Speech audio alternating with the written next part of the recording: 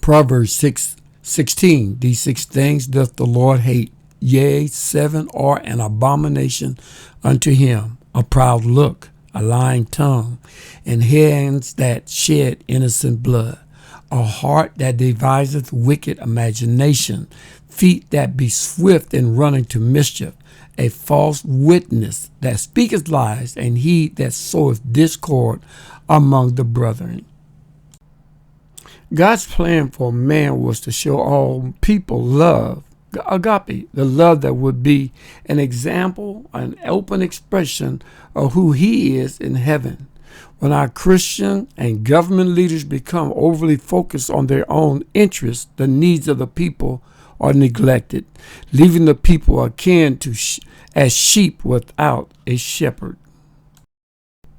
God gave leaders after his own heart. Pastors are not meant to be kings.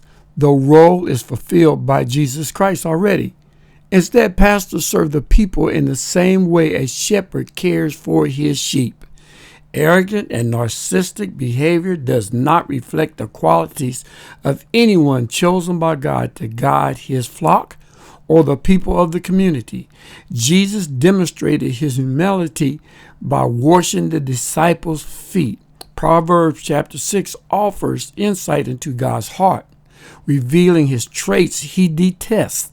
When we identify these characteristics in anyone, we should distance ourselves from those who exhibit them in their appearance, their speech, their actions.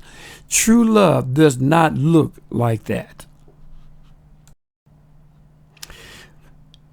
John 3:16 says, "For God so loved the world that he gave his only begotten Son, that whosoever believeth in him should not perish, but have everlasting life."